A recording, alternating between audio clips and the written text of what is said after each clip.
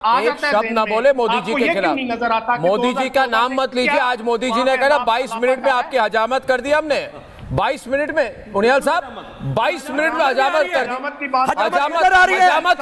हजामत की और आज भी रो रहे हैं। ट्रंप बचा दो, ईरान बचा दो, भारत से बचा दो। National employment of Pakistan is भिखारिस्तान। 10,000 भिखारी सऊदी अरब से पकड़ा है, सलमान भाई ने पकड़ा। सारे पाकिस्तानी गधों का कारोबार, सबसे बड़ा कारोबारी गधे का पाकिस्तानी।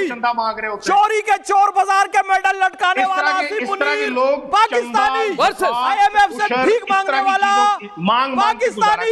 आतंकवाद फैलाने वाला पाकिस्तानी। पूरी दुनिया के एयरपोर्ट पर जलील और नंगा होने वाला पाकिस्तानी। जिस शख्स की अपने मुल्क में टके की इज्जत नहीं है, डूब मरने वाला वो पाकिस्तानी। पड़ोसी देश के फर्स्ट क्लास सिटीजन के साथ पाकिस्तानी। लश्कर तौबा हिजबुल मुजाहिदीन कहां रहते हैं? सारे पाकिस्तानी। ये सारे आतंकी कहां शरण पाते हैं? पाकिस्तानी।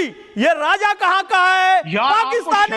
इसीलिए परमाणु बम बेचने वाला अब्दुल कादिर खान पाकिस्तानी। इसलिए तुम्हारे आका वो क्रिकेटर सारे आना चाहते हैं, क्रिकेट खेलने भारत, घूमने आना चाहते हो भारत, इलाज कराने आना चाहते हो भारत, गाना गाने आना चाहते हो भारत, फिल्मों में काम करने आना चाहते हो भारत, अजमेर जाने आना चाहते हो भारत, अच्छी एजुकेशन के लिए आना चाहते हो भारत। अबे सब करने भारत आना है तो पाकिस्तान बनाया क्यों? बम बनाने के लिए। उसको फोड़ने भी भारत आने। अरे आतंकियों, शर्म से डूब मरो तुम लोग, शर्म से डूब मरो। 14 अगस्त को राजा फैसल लाउडर अभी एक बुरा लग रहा है और अब खत्म होगा। राजा फैसल देखिए, राजा फैसल एक दो बातें ऐसी होती है इतिहास में जिसको आप चाहे तो उसको बदल नहीं सकते। दुनिया में लिखा जाएगा आज से 1000 साल बाद भी कि आप इतने बुज़दिल देश थे, इतने बुज़दिल देश थे कि आप इजराइल के साथ खड़े थे। बुज़दिली की हद होती है और मुझे अच्छा लग रहा है आपको इसमें, आप मुस्कुरा रहे हैं। क्या कहूँ आपको, आप जाइए आज अभी इनको छोड़ देते हैं, इनको छोड़ देते हैं। Raja Faisal ji, nice to meet you, thank you very much. अब हमारे डिबेट पर जनरल के सिन्हा है, फैज खान है, संजीव उनियाल है, शोएब जमाई है, आतिकुर रहमान है और इनके बीच में बहस होगी। देखिए जनरल के साहब, अभी ये सीजफायर तो बिल्कुल फेल हो गई, युद्ध विराम नहीं हुआ। भारत में एक लॉबी है, शोएब जमाई की लॉबी है, ये कहते हैं कि अभी हमें ईरान के साथ खड़ा होना चाहिए। आपको क्या लगता है अभी किसके साथ खड़े होने का समय है? ये जो मुस्लिम लॉबी है, इधर मुस्लिम वोट बैंक लॉबी है, मुस्लिम लॉबी ने मुस्लिम वोट बैंक लॉबी है, आतिकुर रहमान और शोएब जमाई की लॉबी, ये कह रहे हैं कि हमें इजराइल और अमेरिका के साथ नहीं, ईरान के साथ खड़ा होना चाहिए। आपको क्या लगता है इन मिलिट्री टर्म्स हमें क्या करना चाहिए? ये प्रो इंडिया लॉबी है जी। जैन साहब, जय हिंद। सर, जय हिंद और जय हिंद। हमारे पैनल में सारे हमारे लोग हैं। ये देखिए, आपने स्ट्रैटेजिकली बात की, आपने हमें बताया कि आज किस तरह से हम देखते हैं। देखिए, इजराइल केवल ये नहीं कि हमारा बहुत बड़ा दोस्त है, हमसे हथियार मिलते हैं या हम, देखिए पूरे वेस्ट एशिया में और पूरे इस एशिया के कॉन्टिनेंट में आप जब देखते हैं तो इजराइल ने एक क्या काम किया है। जो ये आतंकवाद है, जो जिहाद है, जो कि ये लोग अभी बता रहे थे, पूरे के पूरे उन्होंने उधर पाकिस्तान के एंकरों को अब अपना पड़ला बदल देंगे। देखिए पाकिस्तान क्या करता है, पाकिस्तान जिहाद चलाता है ना, और यही चीज को काटने के लिए इजराइल ने 3H जो एक्सिस ऑफ रेजिस्टेंस को अकेला तोड़ा है। और पूरे विश्व में और पूरे वेस्ट एशिया में ईरान क्या करता है? ईरान तो सेम है ना, एक्सिस ऑफ रेजिस्टेंस तो उसका है, 3H उसका है। वो कहता है कि हम इजराइल को खत्म कर देंगे। वो कहता है, देखिए सुनिए बात, और आज के दिन में यदि भारत करता है ऑपरेशन सिंदूर, तो वो तो ऑपरेशन सिंदूर तो इसी आतंकवाद के खात्मे के लिए करता है। मरकजे सुभान अल्लाह, मरकजे तौबा के ऊपर में, जहां पर आप देखते हैं वो सारे मुल्ले उस लाइन में आगे होते हैं, उसके पीछे के लाइन में हमारे पाकिस्तान के जनरल साहब भी खड़े होते हैं, चाहे वो क्यों ना हो, वो फील्ड मार्शल आसिम मुनीर हो। आज आपको यदि इंडिया को अपने फुटिंग में एंड इमर्ज आउट करना है तो आपको कोई चॉइस नहीं है other than standing with Israel.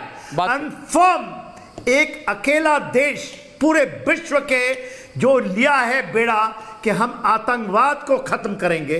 ये जो टेररिज्म का हिसाब किताब है, चाहे उसके अंदर में जिहाद हो या ये न्यूक्लियर बम का बोगी हो, और बोगी को हमने तोड़ा पाकिस्तान का, ये न्यूक्लियर बोगी ना, हाथ में एक न्यूक्लियर बम आ गया, आधा पौना से हम भर में मार देंगे, ये मुसलमानों पे नहीं गिरेगा, हिंदुओं पे गिरेगा, यही उनकी नैरेटिव थी ना।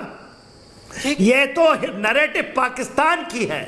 तो आज आप किसके साथ खड़े होंगे? यदि भारत का एक भी इंसान, आपके कहने के पहले, आपके पास 140 करोड़ के बीच, जी मैं एक बात कहूंगा कि जनरल साहब, ये शोएब जमाई जी कुछ कहना चाहते हैं, आप भी जरूर फैज साहब जवाब देंगे। देखिए, हमारी अप्रोच क्या होनी चाहिए? हमारी अप्रोच एक होनी चाहिए, जो हमारे राष्ट्र के खिलाफ है हम उनके खिलाफ। अब कोई ये कहे कि हमारे राष्ट्र के खिलाफ हो मगर तुम मुसलमान हो या इस्लामिक देश हो तो हम तुम्हारे साथ खड़े हैं, ये गलत अप्रोच है। क्योंकि रिपब्लिक भारत क्या कहता है? हम हिंदू सर्वोपरि, मुस्लिम सर्वोपरि, सिख सर्वोपरि नहीं कहते, हम कहते हैं राष्ट्र सर्वोपरि, है ना फैज साहब? ये हमारी सोच है। देखिए, ऑपरेशन सिंदूर के बाद ये ईरान के लोग और ईरान की जो आयतुल्लाह खमैनी है, ये किसके साथ खड़े थे? ये पाकिस्तान के साथ खड़े थे। और इन्होंने कहा कि पूरी इस्लामिक उम्मा को लेके यूनिटी दिखानी है। यानी कि इनको कभी लगा नहीं कि पहलगाम में आसिफ मुनीर, मुल्ला मुनीर ने गलत काम किया। इन्होंने कहा कोई बात नहीं, कोई बात नहीं, तुम मुस्लिम देश हो, मैं तुम्हारे साथ खड़ा हूं। ये गलत सोच है। और आप ये कहना चाहते हैं कि क्योंकि ईरान मुस्लिम देश है हम उनके साथ खड़े हो जाए? क्यों? क्या हम मुस्लिम देश है? हम ना मुस्लिम देश थे, ना मुस्लिम देश हैं, और ना कभी मुस्लिम देश बनेंगे। सुन लीजिए मेरी बात। और दूसरी बात यह है कि आप हिस्ट्री देख लीजिए। हिस्ट्री देखें तो 1971 में ईरान पाकिस्तान के साथ था, इजराइल हमारे साथ था। भूल जाए सब कुछ, क्योंकि शोएब जमाई को मुस्लिम वोट बैंक पॉलिटिक्स करनी है।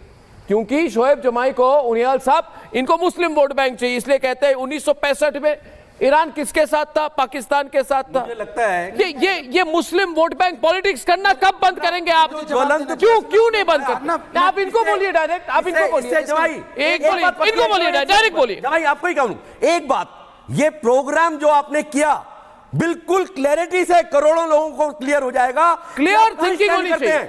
आप वास्तव में पाकिस्तान के साथ हैं या मुस्लिम के साथ हैं या भारतवर्ष के साथ हैं? अभी आपकी बात बता दीजिए। जवाब देता हूं। बहुत अच्छा प्रश्न है। देखिए, पहली बात तो हमारा ईरान को समर्थन किसी मुस्लिम नेशन या उम्मा की वजह से नहीं है।